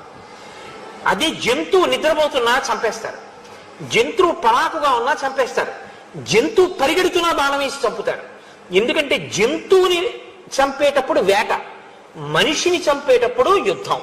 యుద్ధానికి ధర్మం వేరు, వేటకి ధర్మం వేరు. జంతువుని చంపేటప్పుడు వల వేసి పట్టుకోవచ్చు, పాశం వేసి పట్టుకోవచ్చు, కపటంతో పట్టుకోవచ్చు, నిద్రపోతున్నప్పుడు పట్టుకోవచ్చు, నిద్ర లేచి ఉండగా పట్టుకోవచ్చు, మేత మేస్తూ ఉండగా కొట్టచ్చు, పారిపోతున్నప్పుడు కొట్టచ్చు, నిలబడినప్పుడు కొట్టచ్చు, పడుకున్నప్పుడు కొట్టచ్చు. ఏం చేస్తున్నా సరే వేటాడాలనుకున్నటువంటి రాజు జంతువుని కొట్టేటప్పుడు ఇలాగే కొట్టాలన్న నియమం ఏమీ లేదు. నువ్వెవరు? వానరుడివి. నేనెవరు? నరుణ్ణి. నువ్వు జంతువు. నేను నరుడు. జంతువుని కొట్టేటప్పుడు మనుష్య ధర్మం పాటించమని నువ్వెవరు నాకు చెప్పడానికి ధర్మం? అసలు ఏ ధర్మమో నీకు తెలియదు. ఏ ధర్మమో తెలుసుకుందామని నువ్వు ప్రయత్నించలేదు. నీకు తెలిసిన ధర్మం ఒక్కటే, నీకు పశుధర్మం ఒక్కటే తెలుసు. నీకు ఒంట్లో కండ కావరం ఉంది కాబట్టి ఆ దాంతో నువ్వు వెళ్ళి నీకేం కావాలంటే అది అనుభవించావు. ఆ పాపం అనుభవించవలసిన రోజు వచ్చింది, నా చేతి బాణంతో తెగటారిపోయావు. ఈ మాటలు విన్నట్ట వాలి 2 చేతులు ఎత్తి కన్నీటితో నమస్కారం చేసేట. అయ్యా, నేను ఎంత తప్పు మాట్లాడానో నాకు అర్థమైంది. రామా, మీరు ధర్మమూర్తి, రాశీభూతమైనటువంటి ధర్మం. ఇది తెలియక నేను ధర్మాత్ముణ్ణి అనుకుని మీరు తప్పు చేశారనుకుని నా నోటికొచ్చినట్టు వదరాను. అయినా మీరు మహానుభావుడు కాబట్టే మీరు ఒక మాట అన్నారు, నీ మీద నాకు కోపము లేదు, నువ్వు చచ్చిపోయావని నాకు బాధ లేదు, నా కర్తవ్యం పూర్తయింది అన్నారు. నేను ఇన్ని మాటలన్నా మీరు నా మీద ఎందుకు ఖేదపడలేదంటే, అజ్ఞాని, ఏమీ తెలియనివాడు, వాడికి ఏ ధర్మం తెలిసని వాడు సరిగ్గా మాట్లాడతాడు, వాడికి ఏం తెలియదు. మీరు ఎంతటి ధర్మాత్మలో నాకు ఇప్పుడు అర్థమైంది కాబట్టి అంజలి ఘటించి మీకు నమస్కరిస్తున్నానని ఒక్కసారి రామచంద్రమూర్తికి సాంజలి బంధకంగా నమస్కరించి ఆయన ధర్మాన్నంతటినీ శ్లాఘించారు. అది రామానుగ్రహం అంటే. కాబట్టి నాకిప్పుడు తార గురించి బెంగలేదు, ఈ భూమి గురించి బెంగలేదు, అంటే రాజ్యం గురించి. అంగదం కనకాంగదం, బంగారు కేయూరములు పెట్టుకు తిరగడం అంటే ఇష్టమైనటువంటి నా కొడుకు చిన్నవాడున్నాడే, వాడికి ఏమీ తెలియదు పాపం ఇంకా ప్రవర్తన. రేపు సుగ్రీవుడు రాజవుతాడు, ఎలా ప్రవర్తిస్తాడో తెలియక ఆ సుగ్రీవుని యొక్క శత్రువులతో కలిసి తిరిగితే సుగ్రీవుడికి కోపం వస్తుంది. కాబట్టి మీరు నా తమ్ముడైనటువంటి సుగ్రీవుణ్ణి ఎలా రక్షించి కాపాడి హత్తుకుని మీ పక్కన పెట్టుకున్నారో అలాగే నా కొడుకైనటువంటి అంగదుణ్ణి మీ ఛత్రఛాయల్లో మీ నీడలో కాపాడి పెద్ద చేయండి రామా, ఇంకా నాకు అంతకన్నా ఏం అక్కర్లేదన్న. తప్పకుండా నేను నీ కొడుకుని అలాగే కాపాడతాను అని మాటిచ్చారు. మాటిచ్చిన తరువాత మళ్ళీ ఇంకొక మారు క్షమార్పణ చెప్పాడు. యొక్క శక్తిని ఊహించడం ఎవరికి సాధ్యం కాదు. భగవంతుడి యొక్క శక్తిని ఎవరు ఊహిస్తారండి? ఇంద్రియములను జయించినటువంటి వాడివి. ఉత్తమ ధార్మికస్య, నువ్వు చాలా ఉత్తమమైనటువంటి ధార్మికుడవు. ఇంద్రియములను గెలవడం వేరు, ఇంద్రియములను అణచడం వేరు. ఇంద్రియములను అణిచినవాడు రావణాసురుడు.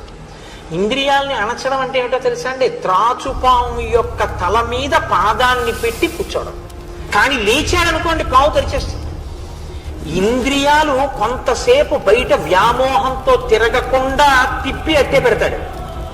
దానివల్ల బ్రహ్మగారి అనుగ్రహాన్ని పొందాడు, వరాలు పొందాడు. లేచాడు, ఇంద్రియాలన్నీ విజృంభిస్తాయి. కాబట్టి ఇప్పుడు ధర్మాన్ని వదిలేస్తాడు. ఇంద్రియాలు ఎటు తిరుగుతున్నాయో అటు తిరగడం మొదలు పెడతాడు. అధార్మికమైన ప్రవర్తన వైపు పెడతాడు. ఇంద్రియాల్ని గెలవడం అంటే ఏమిటో తెలుసా అండి? తాను ధార్మికంగా అనుభవించకూడదు అన్న సుఖం తన కన్నుల ముందు కనపడి తనని కోరుకున్నా తాను ఆ సుఖాన్ని అనుభవించాడు. తార వచ్చేటప్పటికి ఆయన దాని మీద వాలి ఉన్నాడు, ఇలాగా ఆ ధనస్సు మీద. నువ్వు నిలబడితే నీ అవయవ సంఘాతం ఉందే, నీ శరీరంలో అవయవాల యొక్క పొందిక, దాన్ని చూస్తుంటే అది ఒక మనుష్య శరీరానికి ఉండేటటువంటి అవయవముల యొక్క పొందిక కాదు, అది దేవతల యొక్క శరీరపు కాంతులు నీ శరీరపు కాంతులలో కనపడుతున్నాయి. కాబట్టి నువ్వు సాక్షాత్ ఈశ్వరుడవు అని ఆవిడ రామచంద్రమూర్తి యొక్క వైభవాన్ని కీర్తించి ఆమె తాను కూడా సహగమనం చేస్తాను. ఇంత చంపించేసినటువంటి సుగ్రీవుడు అన్నాడు, పాపం నేను ఎప్పుడు కనపడినా మా అన్నయ్య చెట్టు కొమ్మలతో కొట్టి ఇంకెప్పుడు రాకని తరిమేసేవాడు తప్ప చంపలేదు. నేను మాత్రం మా అన్నయ్యని చంపించేశాను, అలాంటి తమ్ముడు లోకంలో ఉండడు. ఇప్పుడు చనిపోతున్నటువంటి అన్నయ్యని చూసిన తరువాత నాకు ఎంత మాత్రమూ కూడా ఈ రాజ్యాన్ని తీసుకోవాలని లేదు, అంగదుడికి రాజ్యం ఇచ్చేయండి, అన్నయ్యని చంపి పాపం మూట కట్టుకున్నాను, తారా విలాపం చూస్తే నా హృదయం కదిలిపోతోంది అన్నాడు. చిత్రం ఏమిటో తెలుసా అండి? రాముడు ఇచ్చాడు. ఇది రాముడి హృదయం అంటే. ఆయన మహానుభావుడు, ఎదుటివారి కల్మషాన్ని కడుగుతాడు. తన స్నేహితుడు అగ్నిసాక్షిగా స్నేహం చేసుకున్నటువంటి ఆ సుగ్రీవుడు అన్నగారు చచ్చిపోయారని ఏడిస్తే ఆ ఏడుపుకి తాను ఏడ్చాడు. ఏడ్చి ఇంకా ఆయన మరణించలేదు, అంగదుణ్ణి సుగ్రీవుడికి అప్పచెప్పాడు.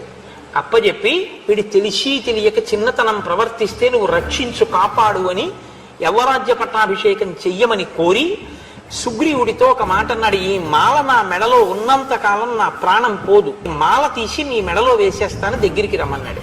సుగ్రీవుడు వచ్చిన తర్వాత తన మెడలో ఉన్నటువంటి మాల తీసి సుగ్రీవుడి మెడలో వేసి భయంకరంగా పళ్ళు బయట పెట్టి కనురెప్పలు పెద్దవి చేసి గుడ్లు పైకి పెట్టి మరణించాడు అని రాశారు వాల్మీకి మహర్షి.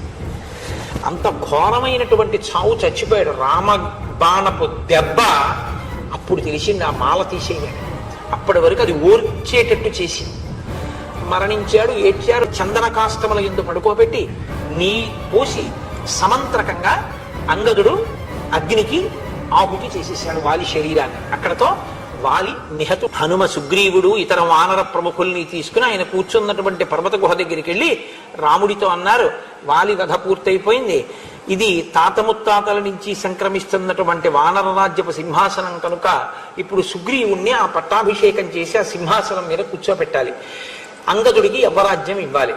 రామచంద్ర ప్రభో మీరు కూడా బయలుదేరి కిష్కింధానగరంలోకి వచ్చి అంతఃపురంలో ఈ పట్టాభిషేకాన్ని వైభవంగా జరిపించవలసింది అన్నారు. అంటే రామచంద్రమూర్తి అన్నారు, అది పట్టాభిషేకమే కావచ్చు, కానీ మా నాన్నగారు నన్ను 14 ఏళ్ళు అరణ్యవాసం చేయమన్నారు. నేను దాని లోపలికి మాత్రం రాను, నేను ఊరు బయటే ఉంటాను, అరణ్యంలో నాకు ఈ పర్వత గుహ చాలు, నేను ఈ గుహలో ఉంటాను, కాబట్టి చక్కగా సంతోషంగా మీరు పట్టాభిషేకాన్ని పూర్తి చేసుకోండి అంటే సుగ్రీవుడు అయితే మనం వెంటనే సీతాన్వేషణం చేద్దాం అన్నాడు. ఆయన అన్నారు, కాదు, ఇది వర్షాకాలం కాబట్టి వర్షములు పడుతూ ఉంటాయి, ఇప్పుడు అన్వేషణం కూడా చాలా కష్టం, దారులు సరిగా ఉండవు, పైగా నువ్వు ఎంతో కాలంగా భార్యను విడిచిపెట్టి రాజ్యం లేక దీనుడవై తిరిగావు, ఇప్పుడే నీకు రాజ్యం వచ్చింది, భార్యా సుఖం కలిగింది, కాబట్టి నువ్వు సంతోషంగా ఈ వర్షాకాలం అయిపోయేంత వరకు భోగాన్ని అనుభవించు, తదనంతరం శరత్కాలం వచ్చిన తరువాత నువ్వు సీతాన్వేషణం చేద్దువుగానివి. సుగ్రీవాయ నమః.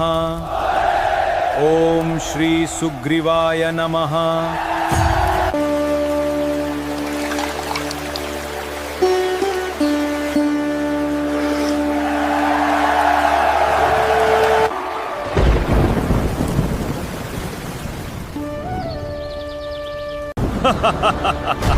మహారాజా సుగ్రీవ, నీవు మిత్రకార్యమును చెయ్యవలసినటువంటి అవసరం ఉంది. నీకు మిత్రులు ఉపకారం చేశారు, తిరిగి నువ్వు ప్రత్యుపకారం చెయ్యాలి. ప్రత్యుపకారం చెయ్యడం అనేటటువంటిది నీ మనసులో అవకాశం సావకాశం అని అనిపించినప్పుడు చేయడం కాదు, ఏ కాలంలో చెయ్యాలో ఆ కాలంలో చెయ్యాలి. ఏ కాలంలో చెయ్యాలని రాముడు చెప్పాడు, వర్షాకాలం అయిపోయాకని చెప్పాడు. వర్షాకాలం అయిపోయింది, నువ్వు మొదలు పెట్టాలి. ఇప్పుడు రాముడి వైపు నుంచి కాదు మొదలవ్వలసింది, రాముడు నీకు ఇచ్చిన సమయం అయిపోయింది, ఇప్పుడు ప్రత్యుపకారం నీ వైపు నుంచి మొదలవ్వాలి. నువ్వు దాన్ని విస్మరించావు, కాబట్టి ఇప్పుడు ఎప్పుడైతే నువ్వు విస్మరించావో నువ్వు కృతాపరాధుడవయ్యావు, నువ్వు అపరాధం చేసిన వాడివయ్యావు.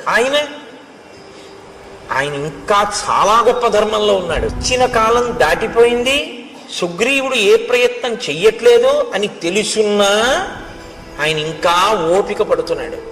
నువ్వు ఇది గుర్తించట్లేదు, గుర్తించకుండా కాలమును దుర్వినియోగం చేస్తున్నావు.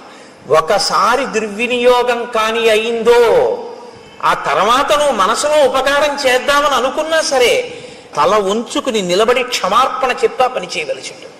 రాజా, నువ్వు తొందరపడవలసి ఉంటుంది, ఉండి వెంటనే రాముడికి ప్రత్యుపకారం చెయ్యి. ఇప్పుడు హనుమ చెప్పిన మాట అంటే వింటాడు, వినడం సుగ్రీవుడి లక్షణం, వినకపోవడం రావణాసుడి లక్షణం. తప్పు చేయడం తప్పు కాదు, వినగలిగినటువంటి ప్రజ్ఞ ఉంటే బయటికి వస్తాడు, పర్వాలేదు. కాబట్టి ఇప్పుడు ఆయన వెంటనే నీలుణ్ణి పిలిచాడు. పిలిచి అన్ని దిక్కుల నుండి వానరములన్నిటినీ కూడా పిలిపించు, మనం రామకార్యం మీద వెడదాం, ఇదొక్కటే చెప్పి మళ్ళీ మర్చిపోయాడు. అంతే, మళ్ళీ మధుసేవనం, మళ్ళీ భార్యలతో రమించడం, అందులో పడిపోయాడు. కానీ ఈ మాట సుగ్రీవుణ్ణి బతికించేసింది.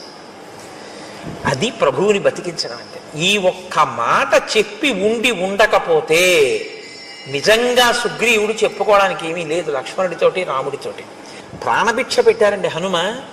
సచివుడు మంత్రి అంటే అర్థం ఏమిటంటే నిర్మోహమాటంగా తన మీద పరిపాలన చేసేటటువంటి ప్రభువు యొక్క హితాన్ని ప్రజాహితాన్ని కోరి అందులో ఏ మొహమాటం లేకుండా సలహా చెప్పగలిగినటువంటి ప్రజ్ఞ ప్రకాశించిన వాణ్ణి మంత్రి అని పిలుస్తారు.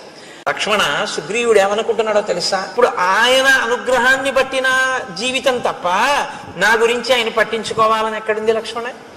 ఈ మాట లక్ష్మణుడికి కోపం తెప్పిస్తుందా తెప్పించదా? మరి ఎందుకు మాట్లాడుతున్నాడు అంటే, ఒక్కొక్కసారి లోపల ఉన్నటువంటి శోకాన్ని ఆపడాన్ని నిగ్రహించడం ఎవ్వరికైనా సాధ్యం కాని స్థితి వస్తుంది. నరుడంటే అంతే. అదిగో దురాత్ముడైనటువంటి సుగ్రీవుడున్నాడే, నన్ను పట్టించుకోకుండా ఇలా అవమానిస్తున్నాడు. నేను ఈ ఊరు బయట పర్వత గుహలో ఇలా పడున్నాను. నువ్వు కిష్కింధా నగరంలోకి వెళ్ళు, అంతఃపుర ప్రవేశం చేయి, ఆ సుగ్రీవుడి దగ్గరికి వెళ్ళు, ఆ మాటగా చెప్పు. ఎవరు మిత్రులు చేసిన ఉపకారము వలన తాను గట్టెక్కి మిత్రుణ్ణి గట్టెక్కించడానికి ఉపకారం చెయ్యవలసిన సమయంలో ఉపకారం చెయ్యకుండా ముఖం చాటేసి తిరిగి జీవితాన్ని వెళ్ళబుచ్చుకునే ప్రయత్నం చేస్తాడో అటువంటి వాడు మరణించిన తరువాత వాడి శరీరాన్ని కుక్కలు కూడా ముట్టుకోవు అని చెప్పు.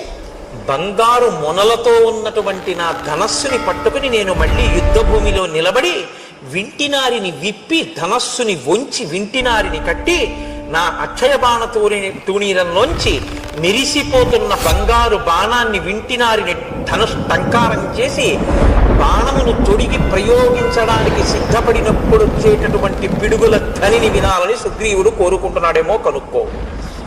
వాలి విడిపోయినటువంటి మార్గం ఇంకా మూసుకుపోలేదు, తెరిచే ఉందని గుర్తు చెయ్యి.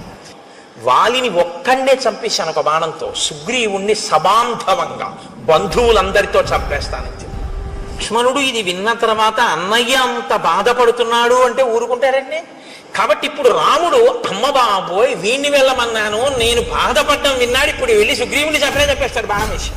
నాన్న యుక్తాయుక్త విచక్షణతో బాగా ఆలోచించి కేవలము పాపాత్ముడే, ఇంకా వాడు మారడానికి అవకాశం లేదన్న వాణ్ణి చంపాలి తప్ప, మారడానికి అవకాశం ఉంది, వాడు ఒక మాట చెప్తే మారతాడు, ఏదో తప్పు జరిగిపోయింది, వాడు తనని తాను మరిచిపోయి ఏదో వ్యసనానికి లోనైపోయి కాలాన్ని మరిచిపోయి కామమునకు వశుడై ఉన్నాడు తప్ప, చెప్తే ఇప్పుడు విని మళ్ళీ బుద్ధి మార్చుకునేవాడు అనుకుంటే చెప్పకూడదు సుమా.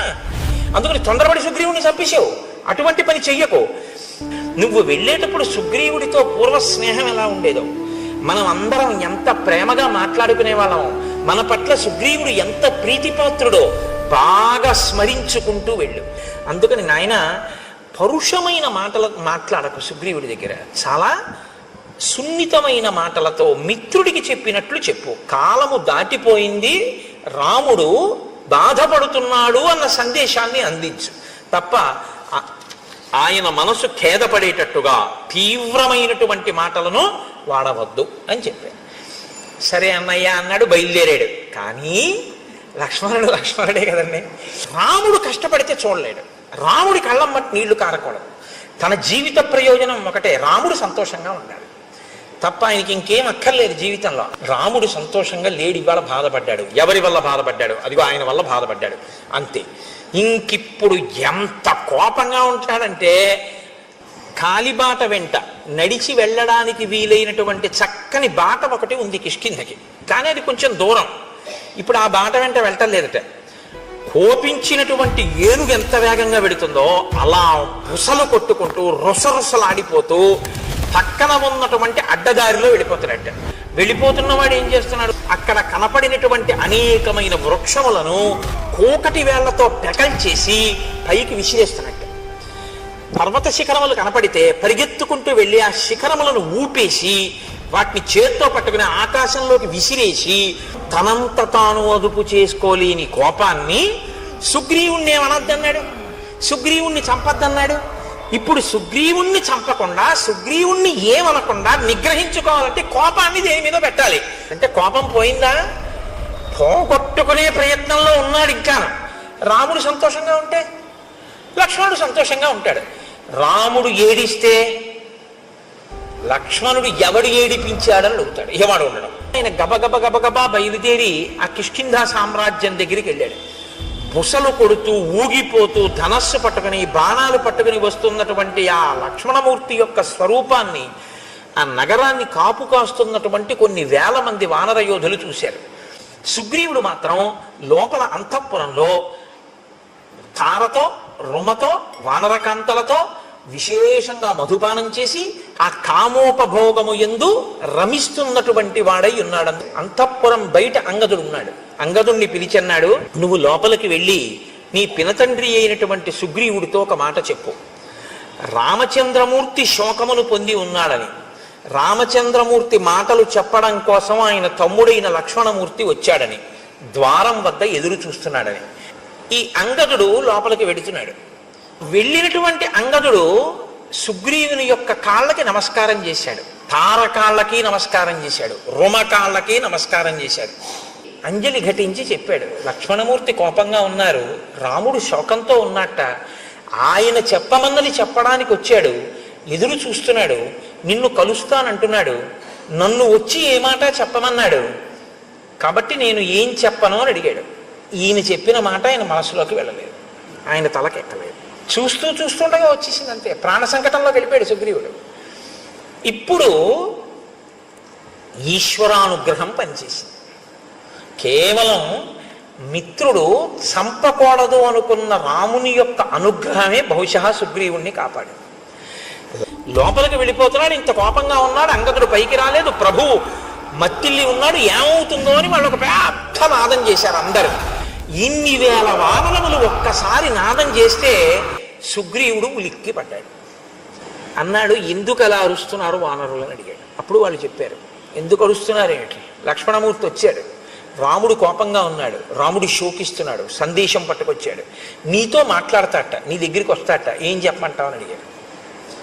నేను రాముని పట్ల ఏ అపచారము చేయలేదు, రాముడి పట్ల ఒక్క మాట తప్పుగా మాట్లాడలేదు. బహుశా రాముడితో నా స్నేహాన్ని చెడగొట్టడానికి నేనంటే కిట్టని వాళ్ళు ఎవరో నేను సుఖపడ్డం ఇష్టం లేక రామలక్ష్మణులకి నా మీద ఏవో చాడీలు చెప్పి ఉంటారు. చెప్పినా రామలక్ష్మణులు నమ్మకూడదే, ఇంత ఆగ్రహం ఎందుకు వచ్చింది అని ఇప్పుడు పెద్దల మాటలు జ్ఞాపకానికి వచ్చాయి. ఇప్పుడు అన్నాడు, స్నేహం చెయ్యడం మొదలు పెట్టడం తేలిక, స్నేహాన్ని నిలుపుకోవడం చాలా కష్టం అన్నాడు. కాబట్టి స్నేహాన్ని నిలబెట్టుకోవడంలో ఇబ్బంది వచ్చింది అన్నాడు. అని ఇప్పుడు రాముడు చేసినటువంటి మేలు ఏదైతే ఉందో దానిని మాత్రము నేను ఎన్నడూ మరువను. అంతటి మహానుభావుడు రామచంద్రమూర్తి నాకంత ఉపకారం చేశాడు, ఆయనకి నేను ఏ చిన్న ప్రత్యుపకారము చేయలేకపోతున్నాను అని బాధపడుతున్నాను. వాలిని వధించి నాకు రాజ్యం ఇచ్చాడు, ఇవాళ నేను అనుభవించే సుఖాలన్నీ కూడా రాముడు పెట్టిన భిక్ష. అటువంటి రాముడికి నేను ఉపకారం తొందరగా చేయకపోవడం పొరపాటే. అంటే హనుమ అన్నారు సుగ్రీవుడితో, సుగ్రీవ ఇంకా నీకు బాగా బోధపడలేదు. కోపము రెండు రకాలుగా ఉంటుంది. ఒకటి ప్రతీకారేచ్ఛతో ఉన్న కోపము ఒకటి, అవతలవాడు పాడైపోతున్నాడని ప్రేమతో కోపం తెచ్చిపెట్టుకుని సంస్కరించాలని ప్రయత్నించడం ఒకటి. రాముడిది ప్రతీకారేచ్ఛతో కూడుకున్నటువంటి కోపం కాదు, ప్రతీకారేచ్ఛతో కూడుకున్నదైతే ఇంకోలా ఉంటుంది. ఇది ప్రణయాత్కృద్ధో, ప్రేమతో కూడిన కోపం. నువ్వేం చేయాలో తెలుసా, ఎంత ప్రేమ లేకపోతే నా మీద ఒక బాణం వెయ్యగలిగిన వాడు వెయ్యకుండా ఇలా కబురు చేశాడు అని అంజలి ఘటించి వినాలి తప్ప నువ్వు నన్ను ఇలా అంటాడా అనకూడదు. ఆ ప్రేమ నిన్ను ఉద్ధరించడానికేనయా కోపం. నువ్వు నీ భార్యలతో ఉన్నావు, రాజ్యాన్ని పొందావు, వేల దాటిపోయినా సుఖాలు అనుభవిస్తున్నావు. భార్య లేదు, రాజ్యం లేదు, నీకు ఉపకారం చేశాడు, నీకు సమయం ఇచ్చాడు, తాను నగరంలో కూడా రాలేదు, బయట పర్వత గుహలో ఉన్నాడు, ఒక గుహలో పడుకుంటున్నాడు, ఇన్నాళ్ళు ఎదురు చూశాడు. ఎంత బాధ వస్తుందో ఇప్పుడు. ఆ బాధలో వచ్చేటటువంటి మాట కొంచెం కష్టంగానే ఉంటుంది నువ్వు వినడానికి, కానీ నువ్వు వినడానికి కష్టంగా ఉందని కాదు వినవలసింది, అవతల వాడి కష్టం ఎంత ఉంటే ఆ మాట వచ్చిందో నువ్వు గమనించాలి. కాబట్టి ఇలా కోణంలో విని ఇప్పుడు లక్ష్మణుడు చెప్పేది, పిడుగు పడితే ఎటువంటి ధనుస్తుందో, మేఘం ఒక్కసారి గర్జిస్తే ఎటువంటి ధనుస్తుందో అలా టంకారం చేశాడు. చేసేటప్పటికి లోపల ఉన్నటువంటి సుగ్రీవుడు అదిరిపోయాడు. అదిరిపోయి తారని పిలిచి అన్నాడు, తారా, ఇంత ఆగ్రహంతో ఉన్నటువంటి లక్ష్మణుడికి నేను ఎదురుపడి మాట్లాడడం కష్టం, నేనున్న పరిస్థితిలో లక్ష్మణుడితో మాట్లాడలేను, కానీ రామలక్ష్మణులు గొప్ప చారిత్రం ఉన్నవారు, నీవు వెళ్ళి ఎదురుగుండా నిలబడి మాట్లాడితే నువ్వు ఏ స్థితిలో ఉన్నా సరే ఆడదాన్ని చూసేటప్పటికి కోపాన్ని వదిలిపెట్టేస్తాడు. కాబట్టి నువ్వు వెళ్ళి మాట్లాడు, నువ్వు మాట్లాడడంలో సమర్థురాలివి, లక్ష్మణుడి కోపం తగ్గిపోయిన తర్వాత నేను వచ్చి మాట్లాడతానన్నాడు. ఇప్పుడు తార లక్ష్మణుడి దగ్గరికి వెళ్ళింది, తన మిత్రుడి భార్య ఎదురుగుండా వచ్చింది కాబట్టి ప్రశాంతుడై పక్కకి నిలబడ్డాడు. ఇప్పుడు తారంది, లక్ష్మణ ఏమి అలా అక్కడ నిలబడిపోయావు? ఎండిపోయినటువంటి చెట్లతో కూడినటువంటి వనంలో దావాగ్ని ప్రవేశిస్తే అటువంటి దావాగ్నితో కూడుకున్నటువంటి పెద్ద అగ్నిహోత్రం ఎండిపోయిన చెట్లని కాల్చుకుంటూ వస్తుంటే ధైర్యంగా దానికి ఎదురు వెళ్ళిన వాడు ఎవరు నీకు అపకారం చేశారు? లక్ష్మణమూర్తి అన్నారు, నీ భర్త ధర్మార్థ కామముల యొక్క సమన్వయాన్ని మర్చిపోయి కామోపభోగమునందు అనురక్తి కలిగి చెయ్యవలసిన కర్తవ్యాన్ని విడిచిపెట్టేసి ప్రమాదాన్ని కొని తెచ్చుకుంటున్నటువంటి విషయం నీకు తెలియదా తారా? ఆయన రాజ్యాన్ని పట్టించుకోవట్లేదు, మంత్రుల్ని పట్టించుకోవట్లేదు, మంత్రులకి దర్శనం ఇవ్వట్లేదు, కేవలం కామాన్ని సేవిస్తున్నాడు. అలా ఉండడం తప్పు కాదా? ఆయన ప్రత్యుపకారం చేస్తాను అని రామచంద్రమూర్తికి మాట ఇచ్చి రాముడి వలన ఉపకారం పొంది 4 నెలలు అయిపోయినా చేసినటువంటి మాట మరిచిపోయి మదం చేత తాను చెప్పినటువంటి మాట తప్పిపోయి ఇలా తిరుగుతుండడం తప్పు కాదా అంటే తారంది, నాయనా లక్ష్మణ, నువ్వు కోపించవలసినటువంటి సమయం ఇది కాదు. 2, నీ వారి యందు నువ్వు కోపం పెట్టుకోవచ్చా? నీ స్వజనుడయా సుగ్రీవుడు, తప్పు చేస్తే నువ్వు దిద్దాలి, అంతేకాని నువ్వు ఆయన మీద కోపం పెట్టుకోవడం ఏమిటి? కాబట్టి నువ్వు ఈ కోపాన్ని వెంటనే విడిచిపెట్టేటటువంటి ప్రయత్నం చెయ్యి. పైగా సుగ్రీవుడు కామాన్ని అనుభవిస్తూనే నీ కార్యాన్ని సాధించడానికి కావలసినటువంటి ప్రయత్నం చేస్తున్నాడు. సైన్యాన్ని పిలిపించడానికి నీలుడికి ఆదేశం ఇచ్చి ఉన్నాడు. ఈ మాట చెప్పారు కాబట్టి లక్ష్మణమూర్తి ఆగారు. హనుమ ఆనాడు వచ్చి ఎంత రక్షించారో చూడండి. కాబట్టి అధిక గుణములు కలిగినటువంటి వాడు ఎప్పుడూ కూడా తక్కువ గుణములు కలిగినటువంటి వాడిని క్షమించగలిగినటువంటి వాడై ఉండాలి. అంతేగాని అధిక గుణములు కలిగినటువంటి వాడు నీచమైన గుణములున్న వాడి పట్ల క్రోధంతో ఉంటే దానివల్ల ఉపకారం ఏముంటుంది? కాబట్టి నీ కోపాన్ని నిగ్రహించుకో. చేసినటువంటి పని ఏమిటో నాకు తెలుసు, చెయ్యనటువంటి పని ఏమిటో నాకు తెలుసు, వేళ మించిపోయిందని నాకు తెలుసు, ఇప్పుడు చెయ్యవలసినటువంటి మహోపకారం ఏమిటో కూడా నాకు తెలుసు. నాయన, విశేషమైనటువంటి కామం చేత సిగ్గు అనేటటువంటి మాట విడిచిపెట్టి భోగం అనుభవిస్తూ సుగ్రీవుడు ఇప్పుడు నా దగ్గరే ఉన్నాడు లోపల మందిరంలో. అటువంటి సుగ్రీవుణ్ణి నీ సోదరుడిగా భావించి నువ్వు క్షమించవలసింది. ఇంతకాలం ఎక్కడో పర్వత శిఖరాల మీద తిరిగాడు, సుఖం అంటే ఏమిటో తెలియదు. ఇంతకాలానికి రాజ్యము భార్య దొరికాయి కాబట్టి కామంలో అన్నిటినీ మరిచిపోయాడు. కాబట్టి నాయన, నీవు ఈ విషయాన్ని దృష్టిలో పెట్టుకొని, సుగ్రీవుడు నీకు దాసానుదాసుడు, ఆయన అవసరమైతే దేన్నైనా మీకోసం విడిచిపెట్టేస్తాడు. లోపలికి వచ్చి సుగ్రీవుణ్ణి చూడు, సుగ్రీవుణ్ణి నువ్వు చూడటానికి అభ్యంతరం ఏంటి? వెళ్ళాడు లక్ష్మణమూర్తి. రుమని ఒక తొడ మీద కూర్చోపెట్టుకుని చుట్టూ వానరకాంతలతో ఉన్నాడు ఆ సుగ్రీవుడు. లక్ష్మణమూర్తిని చూడగానే ఒక్కసారి ఎగిరి ఆ పైనుంచి కిందకి దూకాడు, ఆసనం మించి నిలబడ్డాడు. నిలబడితే లక్ష్మణమూర్తి అంటారు, మిత్రుడికి ఉపకారం చేస్తాను అని చెప్పి ఆ మాట మరిచిపోయినటువంటి వాడిని క్రూరుడు అని పిలుస్తారు. గుర్రాన్ని ఇస్తానని ఇవ్వకపోతే 100 గుర్రాల్ని చంపేసినట్టు, ఒక గోవుని ఇస్తానని ఇవ్వకపోతే 1000 గోవుల్ని చంపినట్టు. మనుష్యుడికి ఒక ఉపకారం చేస్తానని చెయ్యకపోతే వాడు తన బంధువుల్ని చంపి తాను చంపుతున్నట్టే. కాబట్టి మాట ఇచ్చి తప్పిన వాడికి ఎప్పుడూ ప్రాయశ్చిత్తం లేదు. బ్రహ్మహత్య చేసిన వాడికి, సురాపానం చేసిన వాడికి, దొంగతనం చేసిన వాడికి, వ్రతం చేస్తానని చెయ్యని వాడికి నిష్కృతుంది. కానీ కృతజ్ఞుడై చేసిన ఉపకారం మరిచిపోయిన వాడికి మాత్రం ఒక్క నాటికి ప్రాయశ్చిత్తం లేదు. చెయ్యవలసిన ఉపకారాన్ని చెయ్యి, లేకపోతే వాలి వెళ్ళిన మార్గం మూసుకుపోలేదని గుర్తుంచుకో. రాముడు చెప్పాడు ఈ మాట అని చెప్తే తార మహాతల్లండి, ఆవిడ వెంటనే లేచింది. నాయన, నువ్వంత కోపంగా మాట్లాడకూడదు. ఎందుకో తెలుసా? ఒక్కటే కారణం, రాముని వలననే ఈ రాజ్యం కలిగింది, రాముని వలనే ఈ సుఖం కలిగింది. సుగ్రీవుడికి ఆ విషయం తెలుసు. ఏమీ బెంగ పెట్టుకోవద్దు నాయన, కార్యం జరుగుతుంది, విడిచిపెట్టు. అప్పుడు తార చెప్పిన మాటలకి లక్ష్మణమూర్తి శాంతించారు.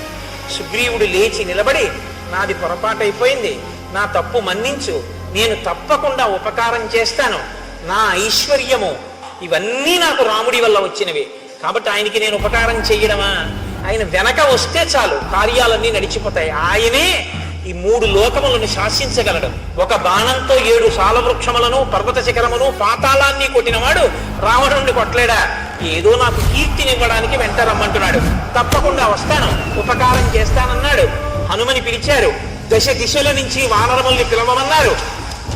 అబ్బో, ఎన్ని పర్వతాల నుంచో, మహేంద్రగిరి, హిమవత్ పర్వతము, వింధ్యాచలము, కైలాసము, సముద్రాల దగ్గర నుంచి, తాపవనం దగ్గర నుంచి, పద్మకాలవనం నుంచి, అంజనాద్రి నుంచి, మనస్సిల గుహ, మేరు పర్వతం, మహారుణ పర్వతం నుంచి ఇంతమంది వానరులు బయలుదేరి వచ్చేశారు. వచ్చేస్తే రామచంద్రమూర్తి దగ్గరికి సుగ్రీవుడు లక్ష్మణ సహితుడై వెళ్ళాడు. వెళ్ళి పాదముల మీద పడి నమస్కరించాడు. నాది పొరపాటైపోయింది, మన్నించండి అన్నాడు.